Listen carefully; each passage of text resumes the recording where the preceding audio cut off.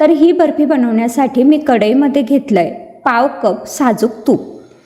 हे पहा, इथे तूप आता पूर्णपणे वितळलेलं आहे।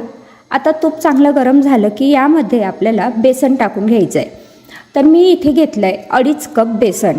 वजनी प्रमाणात हे पाव किलो आहे। हे 2.5 कप बेसन घेतलं। बेसन आपल्याला तुपामध्ये चांगलं परतून घ्यायचं आहे। आता तूप गरम झालं होतं, त्यामध्ये बेसन टाकलं आणि हे बेसन चांगलं परतून घेते। ही कढी वापरताना तुम्ही स्टीलचा चमचा, लाकडी चमचा किंवा मग आपला जो सिरॅमिकचा स्पॅच्युला असतो तो सुद्धा वापरू शकता। तर जसे आपण नॉनस्टिकसाठी फक्त खास काही प्रकारचे चमचे वापरतो, तर तसं याला काही लिमिटेशन नाही आहे। तुम्ही इथे कुठलेही चमचे वापरू शकतात। आता मंद आचेवरती आपण हे पीठ भाजून घेऊ। पीठ भाजून होतं आहे तोपर्यंत इकडे साखरेचा पाकसुद्धा बनवायला घेते। तर इकडे एका भांड्यात साधारण पाऊण कप म्हणजे अर्धा कप आणि वरती पाव कप एवढी साखर घेतली। त्यामध्ये जेवढी साखर होती तेवढंच पाणी टाकायचं किंवा मग साखर बुडेल इतपत पाणी टाकायचं आणि हे पाणी टाकल्यानंतर आपल्याला ह्याचा छान एक तारी असा पाक बनवून घ्यायचा आहे। हाय फ्लेमवरतीच मी हा पाक चांगला उकळून घेतला। आता साखर पूर्णपणे वितळलेली आहे आणि 2-3 मिनिटं पाक उकळला की आपला एक तारी पाक इथे तयार होईल। हा पाक मी इथे चेक करून दाखवते। हे पहा, अशी एक तार तुटली पाहिजे एवढंच आपल्याला पाक पाहिजे, त्याच्या पुढे जाऊ द्यायचा नाही। तर आता हा साखरेचा पाक तयार झाला आहे। तिकडे बघू आपलं बेसन आता किती भाजून झालं आहे ते। साधारण 20 ते 25 मिनिटं झालेली आहे। लो टू मिडियम फ्लेमवरती मी हे बेसन भाजून घेते आणि तुम्ही बघू शकतायत आता बेसन छान भाजलं गेलेलं आहे। ह्याचा रंग बदलला आहे, याला चांगलं तूप सुटलं आहे आणि छान पातळ असं हे बेसन इथे भाजून झालेलं आहे। आता हे बेसन अजून आपण 1-2 मिनिट फक्त भाजून घेऊ, म्हणजे याच्यात कुठलीच कसर राहायला नको। थोडाफार काही कच्चा पण ह्यात राहिलं असेल तर ते सुद्धा आता निघून जायला पाहिजे। हे पहा, बेसन 2-3 मिनिटं पुन्हा छान भाजून घेतलं। आता याच्यात आपण जो एक तारी पाक बनवून घेतलेला आहे तो टाकायचा। मी बेसनमध्ये पाक टाकला, हे थोडं एकजीव केलं आणि लगेचच गॅस बंद करायचा, म्हणजे आपला जो पाक आहे तो अजून जास्त शिजायला नको। तर हे पहा, गॅस बंद केलेला आहे आणि हे सगळं मी एकजीव करून घेते आणि हे एकजीव करत असतानाच हे आपोआप असं कोरडं व्हायला लागतं। तुम्ही बघू शकतायत हे जे मिश्रण आहे छान घट्ट असं व्हायला लागले आणि हे घट्ट झालं की लगेच आपण हे ताटात काढून घेणार आहोत।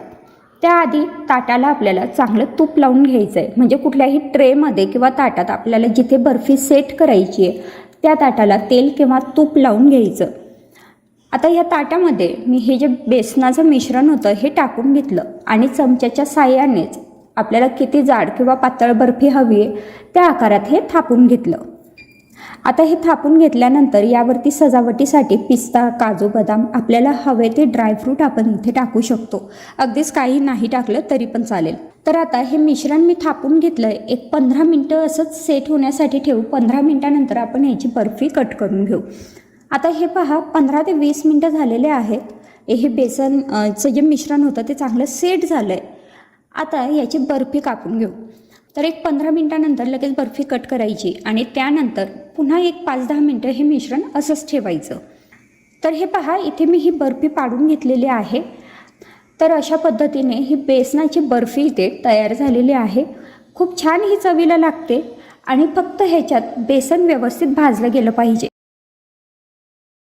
इथे मी घेतलाय 1 कप मैदा, त्यासोबत आपल्याला लागणार आहे पाव कप मिल्क पावडर आणि यातच आपल्याला टाकायचं आहे 2 चमचे रवा। आता हा जो रवा आहे तो बारीकच रवा घ्या, जाड रवा असेल तर मिक्सरमधनं थोडासा फिरवून घ्या।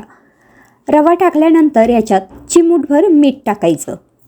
आता हे सगळं आपल्याला छान एकजीव करून घ्यायचं आहे। जर तुमच्याकडे दूध पावडर नसेल तर काय टाकायचं हे मी तुम्हाला पुढे सांगेलच।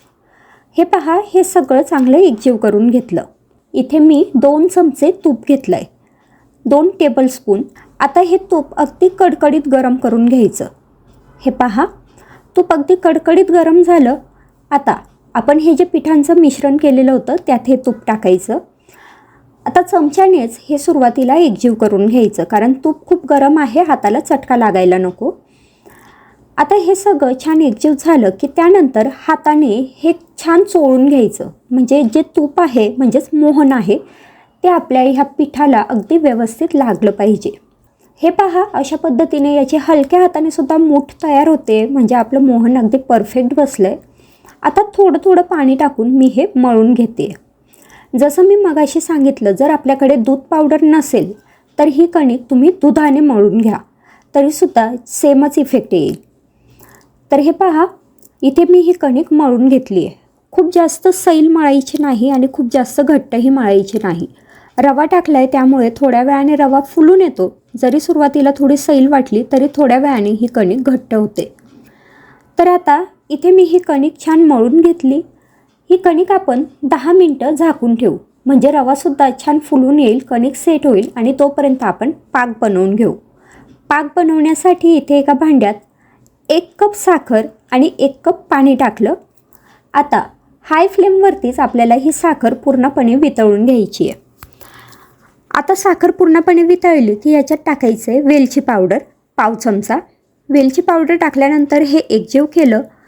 ह्यासोबतच तुम्ही केशर जर तुमच्याकडे अवेलेबल असेल तर ते सुद्धा टाकू शकतात. आता हा पाक जो आहे तो आपल्याला छान उकळून घ्यायचा आहे आणि 1 तारी पाक आपल्याला याचा बनवून घ्यायचा आहे.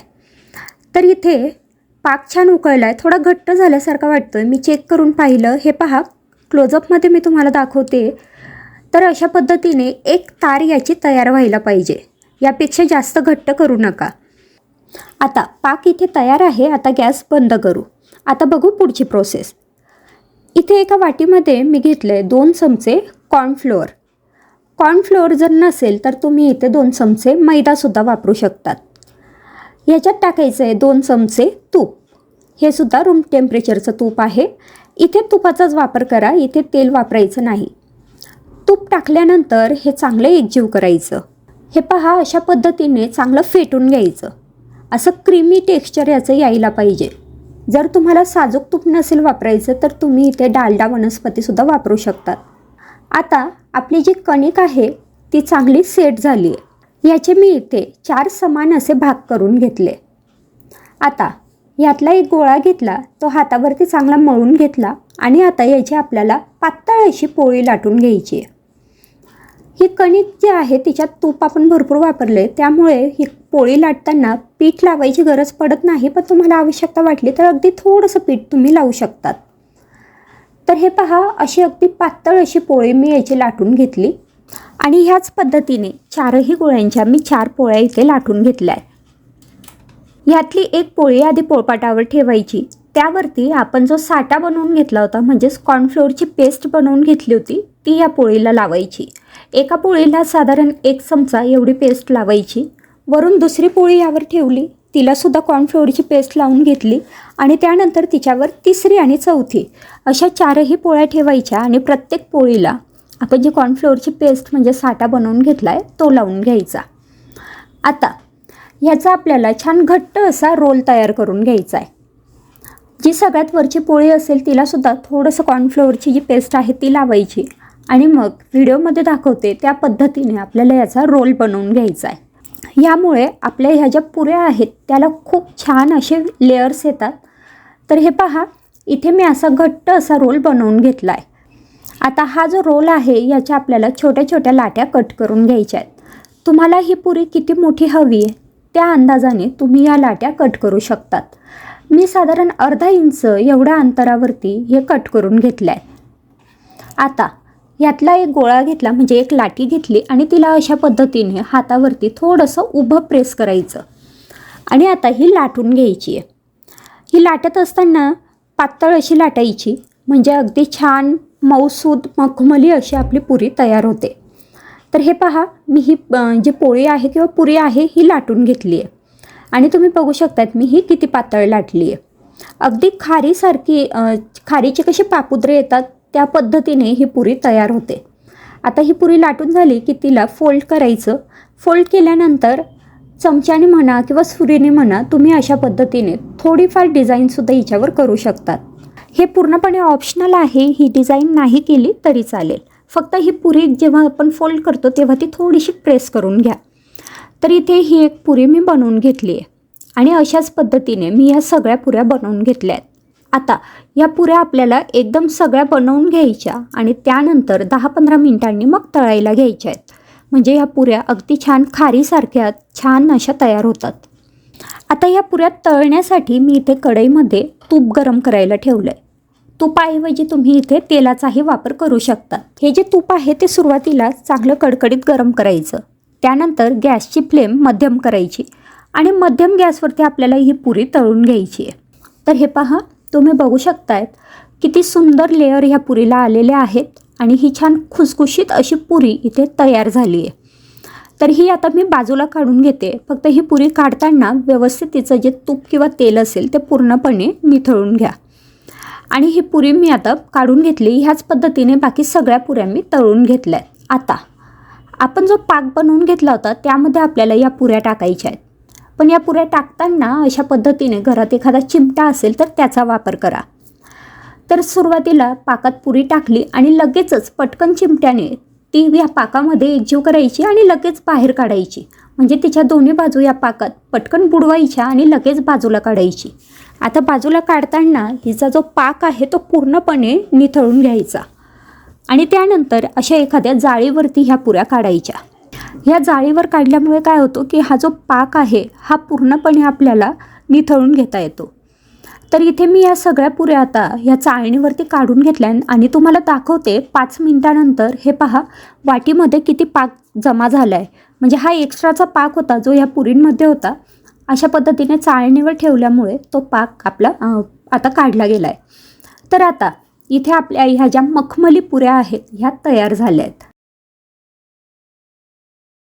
इथे मी एका ताटाला तूप लावून घेते। यासोबतच बटर पेपर जर तुमच्याकडे असेल तर तुम्ही इथे बटर पेपरचाही वापर करू शकतात। आता बर्फी बनवण्यासाठी एका कढईमध्ये 1 वाटी किंवा 1 कप तूप घेतलं आहे। हे तूप वितळलेलं असलं पाहिजे, नाहीतर मग तुपाचं प्रमाण हे जास्त होतं। तर वितळून घेतलेलं मी 1 वाटी इथे तूप घेतलं आहे। आता याच्यात 2 वाटी भरेल एवढं आपल्याला बेसन पीठ टाकायचं आहे। ज्या वाटीने किंवा कपाने आपण तूप मोजले त्याच वाटीने 2 वाटी बेसन पीठ टाकलं। अगदी गच्च भरून हे बेसन पीठ घ्यायचं, दाबून असं भरायचं, नाहीतर मग बेसन पिठाचं प्रमाण हे कमी होईल आणि ही आपली जी मिठाई आहे ती तुपकट लागेल। तर इथे आता हे बेसन पीठ टाकल्यानंतर मी छान एकजीव करून घेतलं। गॅसची फ्लेम आता आपल्याला कमी ठेवायची आहे आणि कमी गॅसवरती आपल्याला हे छान भाजून घ्यायचं आहे। साधारण 10 ते 12 मिनटं हे चांगलं भाजून घ्यायचं। तुम्ही बघू शकतायत साधारण 12 मिनटानंतर हे जे बेसन पीठ आहे ते व्यवस्थित भाजलं गेलं आहे। याचा छान सुगंध यायला पाहिजे, बेसन पिठाने असं तूप सोडलं पाहिजे आणि त्याचा रंग बदलला पाहिजे, इथपर्यंत आपल्याला बेसन पीठ भाजून घ्यायचं आहे। आता बेसन पीठ व्यवस्थित भाजल्यानंतर आपल्याला याच्यात साय टाकून घ्यायची, म्हणजे मलाई टाकून घ्यायची। तर आपली जी घरचीच दुधावरची साय असते ती मी इथे वापरली आहे। अगदीच 1 वाटी नसेल तर किमान अर्धी वाटी तरी ही साय आपल्याला ह्याच्यात टाकायची आहे। साय टाकल्यानंतर हे छान एकजीव करायचं। गॅसची फ्लेम लोच राहील आणि लो फ्लेमवरतीच आपल्याला हे जे मिश्रण आहे हे पुन्हा भाजून घ्यायचं आहे। आता पुन्हा हे जे बेसन पीठ आहे याचा थोडासा रंग बदलेल आणि याला तूप सुटेल इथपर्यंत हे भाजून घ्यायचं। तर पुन्हा 10 मिनटं मी हे भाजून घेते। हे पहा, तुम्ही बघू शकताय 10 मिनटानंतर हे जे बेसन पिठाचं टेक्स्चर आहे ते छान असं दाणेदार तयार झालेलं आहे। हे जे बेसन पीठ आहे हे आपण जेव्हा चमच्याने असं एकसारखं हलवतो तर तेव्हा हे हलकं फुलकं झालं पाहिजे, इथपर्यंत आपल्याला हे भाजून घ्यायचं आहे। आता याच्यात मी 3 चमचे दूध टाकून घेतलं आहे। दूध टाकल्यानंतर हे पुन्हा चांगलं एकजीव केलं। आता हे मिश्रण पुन्हा 10 मिनटं भाजून घेऊ। लो फ्लेमवरतीच भाजायचं, म्हणजे हे मिश्रण छान भाजलं जाईल। हे पहा, तुम्ही बघू शकताय लो फ्लेमवरतीच मी हे मिश्रण चांगलं भाजून घेते। याला आता छान तूप सुटलं आहे, त्यासोबतच तुम्हाला याचं अगदी दाणेदार असं टेक्स्चर दिसत असेल। याचा रंगसुद्धा बदलायला हवा आणि छान तूप सुटायला हवं आणि हे जे मिश्रण आहे ते छान फ्लफी व्हायला हवं। हे पहा, तुम्ही बघू शकता हे मिश्रण आता किती छान असं थोडं फुगून आलं आहे, म्हणजे हलकं फुलकं झालं आहे, इथपर्यंत आपल्याला हे छान भाजून घ्यायचं आहे। तर इथे सुरुवातीपासून साधारण 20 ते 25 मिनटापर्यंत हे मिश्रण किंवा हे जे बेसन पीठ आहे ते छान भाजून घेतलं आहे। आता इथे बेसन पिठाचा रंग बदलला आहे, त्याला छान खमंग असं सुगंध यायला लागला आहे। आता ह्या स्टेजला गॅस बंद करायचा आहे। गॅस बंद केल्यानंतर ही जी कढई आहे ही आपल्याला बाजूला उतरवून घ्यायची आहे। आता याच्यात आपल्याला साधारण पाव चमचा भरेल एवढी वेलची पूड टाकून घ्यायची आहे। वेलची पूड टाकल्यानंतर पुन्हा हे चांगलं एकजीव करायचं. ही कढई गरम असल्यामुळे हे थोडंसं 2 मिनटं तरी आपल्याला असंच छान हलवून घ्यायला लागतं, नाहीतर मग हे जे मिश्रण आहे हे कढईला चिकटू शकतं. तर आता इथे मी 2 मिनटं हे छान एकजीव करून घेतलं. त्यानंतर याच्यात पाऊण वाटी म्हणजे अर्धी वाटी आणि त्याच्यावरती थोडासा एवढा चिरून घेतलेला गूळ टाकला आहे. आता गूळ टाकल्यानंतर हे मिश्रण एकजीव करायचं. गूळ जसा जसा वितळेल तसं हे मिश्रण घट्ट होत जाईल. हे पहा, तुम्ही बघू शकताय. आता गूळ पूर्णपणे वितळला आहे आणि आपलं हे जे बेसन पिठाचं मिश्रण आहे ते अतिशय छान घट्ट असं तयार झालं आहे. म्हणजे आपण याच्या अगदी व्यवस्थित वड्या थापू शकू असं हे मिश्रण आता तयार झालं आहे. आता हे मिश्रण इथे छान घट्ट झाल्यानंतर तुम्ही इथे तुमच्या आवडीचे ड्रायफ्रूटसुद्धा ॲड करू शकतात, जर तुम्हाला ह्या बर्फीमध्ये ड्रायफ्रूटसुद्धा टाकायचे असतील तर. हे मिश्रण छान घट्ट झाल्यानंतर आपण ज्या ताटाला तूप लावून घेतलं होतं त्यात हे सगळं मिश्रण काढायचं आणि चमच्याच्या साहाय्याने छान व्यवस्थित असं पसरून घ्यायचं. आपल्याला ही बर्फी किती जाड हवी आहे किंवा पातळ हवी आहे त्या अंदाजाने आपण हे मिश्रण पसरून घेऊ शकतो. मी इथे हे मिश्रण छान पसरून घेतलं आहे. त्यानंतर त्यावरती बदामाचे काप टाकायचे. तुम्हाला हवं तर तुम्ही इथे पिस्ता, काजू, बदाम कुठलेही ड्रायफ्रूट वापरू शकतात किंवा हे पूर्णपणे ऑप्शनल आहे, नाही टाकलं तरी चालेल. आता बदामाचे काप टाकून घेतल्यानंतर चमच्यानेच हे थोडेसे प्रेस करायचे, म्हणजे हे जे काप आहे ते बाहेर निघणार नाहीत. आता 2 तास तरी आपल्याला हे मिश्रण असंच ठेवायचं आहे किंवा मग तुम्ही हे फ्रीजमध्ये सुद्धा अर्ध्या तासासाठी सेट करायला ठेवू शकतात. 2 तास झालेले आहेत. हे मी मिश्रण बाहेरच ठेवलं होतं. आता हे बर्फीचं जे मिश्रण आहे ते अगदी छान सेट झालं आहे. याच्या मी आता बर्फी कट करून घेते, म्हणजे वड्या पाडून घेते. तर त्यासाठी आपल्याला हव्या त्या आकारात आपण ह्याच्या वड्या कट करू शकतो. तर हे पहा, अतिशय छान अशी ही वडी तयार झालेली आहे किंवा बर्फी तयार झालेली आहे. तुम्ही बघू शकतायत. खूप छान याची चव लागते, आकारही खूप छान दिसतोय आणि अशा पद्धतीने आपली ही बेसन पिठाची बर्फी किंवा मग गुळाचा आपण मोहनथाळ याला म्हणू शकतो इथे तयार झालं आहे. आणि हा जिलबी बनवण्याचा माझा पहिलाच प्रयत्न आहे. जिलबी बनवण्यासाठी मी इथे एका भांड्यामध्ये 1 कप मैदा घेतला. त्यामध्ये 1 छोटा चमचा तूप टाकून घेतलं, साजूक तूप, आणि ह्यातच इनोचं जे 1 सॅशे असतं ते टाकून घेतलं, म्हणजे 1 चमचा इनो. हे सगळं चांगलं एकजीव करून घेतलं. हे पहा, हे छान एकजीव झालं. आता आपल्याला याचं छान स्मूथ असं बॅटर बनवून घ्यायचं आहे. त्यासाठी 1 कप मैदा घेतला होता, तर इथे 1 कप पाण्याचा वापर केलेला आहे. पण हे पाणी थोडं थोडं करत टाकायचं. सुरुवातीला अर्धा कप पाणी टाकलं, त्यानंतर हे चांगलं एकजीव केलं. ह्याच्यात गुठळ्या होऊ द्यायच्या नाही. छान प्लेन असं आपल्याला हे बॅटर हवं आहे. जसं केकसाठीचं आपण बॅटर बनवतो बघा, तशा कन्सिस्टन्सीचं हे बॅटर आपल्याला हवं आहे. आता 1 कप मैद्यासाठी संपूर्ण 1 कप पाणी न लागता थोडंसं, म्हणजे साधारण 2 ते 3 चमचे पाणी शिल्लक राहिलं आहे आणि उरलेलं म्हणजे पाऊण कपाच्या वर पाणी आपल्याला हे बॅटर बनवण्यासाठी लागतं. बॅटर तयार आहे. ह्याच्यात गुठळ्या नाही आहेत. बोटाने तुम्ही चेक करू शकतात. हे पहा, असे ह्याचे छान थेंब पडले पाहिजे, म्हणजे आपलं हे बॅटर इथे तयार झालं आहे. आता जिलबीसाठीचं हे बॅटर तयार आहे. आता जिलबी बनवून घेऊ. जिलबी बनवण्यासाठी तुमच्याकडे जर पायपिंग बॅग असतील किंवा जिलबी बनवण्याचा जो साचा येतो, म्हणजे भांडं येतं, ते असेल तर त्याचा वापर करा. माझ्याकडे ते काहीच अवेलेबल नव्हतं, म्हणून मी इथे आपली जी तेलाची पिशवी असते तिचा उपयोग केला आहे. तर तेलाच्या पिशवीमध्ये हे जे जिलबीसाठीचं बॅटर होतं ते भरून घेतलं. हे बॅटर सगळं एका ठिकाणी गोळा केलं आणि कोपऱ्यामध्ये जो कोन असतो त्या कोनवरती थोडासा कट दिला, म्हणजे अगदी छोटंसा बारीकसं हे ते कापून घेतला. आता जिलबी बनवण्यासाठी हा फ्राय पॅन गरम करायला ठेवला. त्यामध्ये आवश्यकतेप्रमाणे तूप घेतलं. तुम्ही इथे तुपाचा, तेलाचा किंवा तूप आणि तेल एकत्र करून असाही वापर करू शकतात. तूप चांगलं कडकडीत गरम झालं, त्यानंतर यामध्ये जिलबी टाकून घ्यायची आहे. आता मी इथे पहिलाच प्रयत्न करते, त्यामुळे ही जिलबी थोडीशी वेडी वाकडी अशी झाली आहे, पण काही हरकत नाही. जिलबीची चव मात्र अगदी अप्रतिम होती. तर आता जिलबी इथे टाकून झालेली आहे. ही आपल्याला मध्यम गॅसवरती दोन्ही बाजूंनी छान तळून घ्यायची आहे. ही जिलबी तळण्यासाठी खूप वेळ लागत नाही. अगदी जिलबी टाकली की लगेचच तुम्ही हिला उलटू शकतात आणि जिलबी उलटली की दुसऱ्या बाजूने थोडीशी तळून घ्यायची. बस झाली, जिलबी इथे तळून झाली. आता हे पहा, इथे ही जिलबी छान तळून झालेली आहे. आता मी हे बाजूला काढून घेते. तर ही जिलबी काढताना एखाद्या जाळीमध्ये काढायची, म्हणजे ही छान खरपूस राहील, मऊ पडणार नाही. जोपर्यंत पाकात टाकत नाही तोपर्यंत ही सहसा मऊ पडत नाही. आता पाक बनवून घेऊ. पाक बनवण्यासाठी इथे मी 1 कप साखर घेतली आहे. आता हा पाक तुम्ही आधीही बनवून ठेवू शकतात, नंतर जिलबी बनवली आणि लगेचच पाकात टाकली तरी चालेल. तर इथे पाक बनवण्यासाठी 1 कप साखर घेतली, त्यामध्ये टाकायचं आहे अर्धा कप पाणी. आणि आता हे सगळं चांगलं एकजीव करून घ्यायचं आहे. आपल्याला ह्याचा पाक बनवून घ्यायचा आहे. तर हा पाक अगदी 1 तारी न बनवता त्याच्यापेक्षा थोडासा कमी, म्हणजे आपला गुलाबजामसाठीचा पाक असतो ना, तसा पाक बनवायचा आहे. हे पहा, पाक चांगला उकळला आहे. यामध्ये मी थोडेसे वेलदोडे टाकून घेतलेत. तुमच्याकडे असेल तर तुम्ही इथे केशरही ॲड करू शकतात. आणि अगदी 2-3 थेंब लिंबाचा रस टाकून घेतला आहे.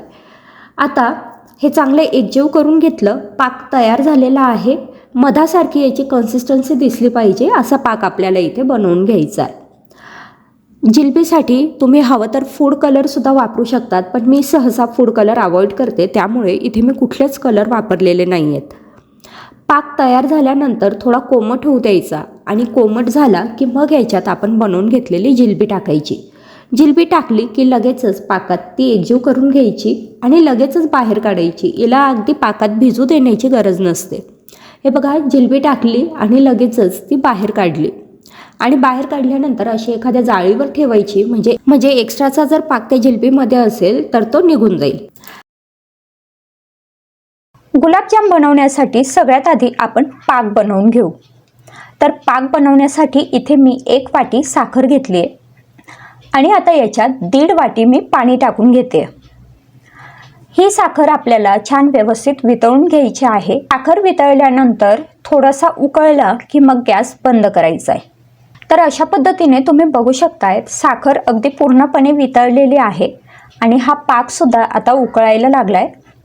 आता याच्यात मी पाव चमचा वेलची पूड टाकून घेतलेली आहे. वेलची पूड टाकल्यानंतर हे व्यवस्थित एकजीव करून घ्यायचं आहे. तुम्हाला आवडत असेल तर तुम्ही याच्यात 4 ते 5 केशरच्या काड्यासुद्धा टाकू शकतात, ज्यामुळे पाकाचा रंगही छान होईल. तुम्ही बघू शकतायत पाक तयार झाला आहे आणि ते चेक करण्यासाठी अशा प्रकारे बोटांना लावून बघायचा. जर समजा तो थोडासा चिकट लागला, म्हणजे मधासारखा लागला, तर मग समजायचं आपला पाक इथे तयार आहे. आता आपण गुलाबजाम बनवायला घेऊ. त्यासाठी इथे मी काही ब्रेड घेतलेले आहे आणि हे ब्रेड अशा पद्धतीने जे त्याचे काठ असतात ते मी काढून घेते. इथे मी हे 4 ते 5 ब्रेडच्या स्लाइसेस घेतल्या आहेत आणि एवढ्या ब्रेडमध्ये आपले 8 ते 10 गुलाबजाम तयार होणार आहेत. मोठ्या आकाराचे, म्हणजेच जे आपला नॉर्मल आकार असतो त्या आकाराचे 8 ते 10 गुलाबजाम तयार होणार आहेत. आता हा ब्रेड घेताना नेहमी पांढराच ब्रेड घ्यायचा, म्हणजे जो मैद्याचा ब्रेड असतो त्याच ब्रेडचे गुलाबजाम छान होतात. ब्राऊन ब्रेडचे गुलाबजाम मी बनवून बघितलेत, पण ते एवढे छान होत नाहीत. त्यामुळे शक्यतोवर आपला जो पांढरा ब्रेड असतो त्याचेच गुलाबजाम बनवायचे. आता ह्या ब्रेडच्या स्लाइसेस आपल्याला मिक्सरमधून बारीक करून घ्यायच्या आहेत. तर त्यासाठी मिक्सरच्या भांड्यामध्ये मी अशा पद्धतीने छोटे छोटे तुकडे करून हे ब्रेड काढून घेते. आता हे मी मिक्सरमधून छान व्यवस्थित बारीक असं फिरवून घेणार आहे. तुम्ही बघू शकताय छान रवाळ असं हे पीठ तयार झालेलं आहे, किंवा आपण ज्याला हे ब्रेडची पावडरही म्हणू शकतो. हे मी आता ताटात काढून घेते. तुम्हाला किती गुलाबजाम बनवायचे तुम्ही त्या अंदाजाने हे ब्रेड घेऊ शकतात.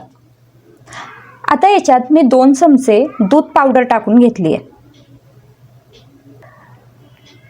1 चमचा याच्यात मी तूप टाकून घेतलेलं आहे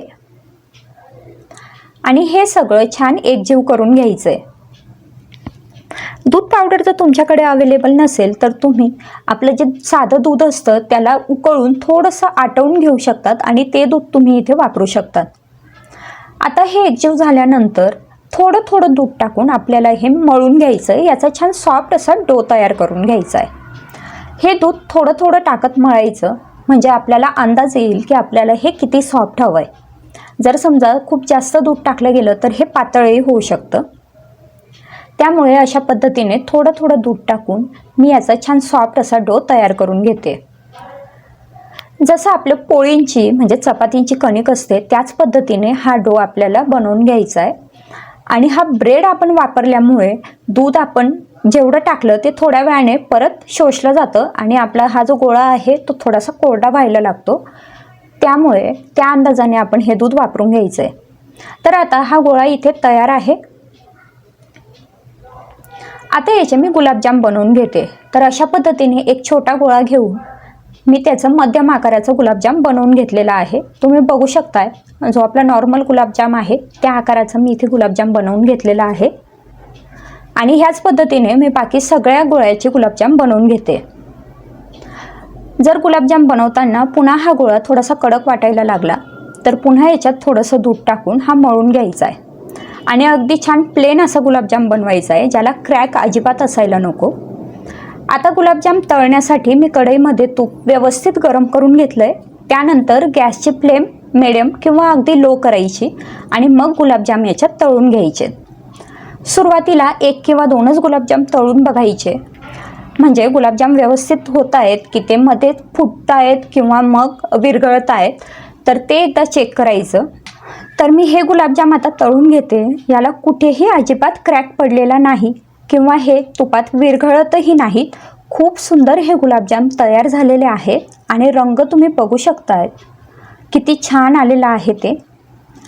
तर आता हे गुलाबजाम तळून झालेत. मी हे बाजूला काढून घेते आणि अशाच पद्धतीने बाकी सगळे गुलाबजाम मी तळून घेणार आहे. जर समजा गुलाबजाम हे तेलामध्ये फुटत असतील तर मग तो जो डो आहे त्याच्यात अजून थोडंसं दूध टाकून सॉफ्ट करून घ्या आणि मग गुलाबजाम बनवा. आणि जर ते तुपामध्ये विरघळत असतील तर त्याच्यात अजून थोडंसं ब्रेडचा चुरा टाकून घ्या आणि पुन्हा मळून घ्या. तर तुम्ही बघू शकतायत मी हे सगळे गुलाबजाम छान लालसर असे तळून घेतलेले आहेत. गुलाबजाम तळून झालेत. हे आता आपण पाकामध्ये टाकून घेऊ. तर हे गुलाबजाम आपण छान गरम पाकामध्ये टाकून घेतलेले आहे आणि आता हे चमच्याने छान व्यवस्थित एकजीव करून घेतोय. आता ह्या भांड्यावरती झाकण ठेवायचं आणि साधारण अर्धा ते 1 तास हे गुलाबजाम ह्या पाकामध्ये छान मुरू द्यायचे. तर मग अशा पद्धतीने आपले ब्रेडचे गुलाबजाम इथे तयार झालेत.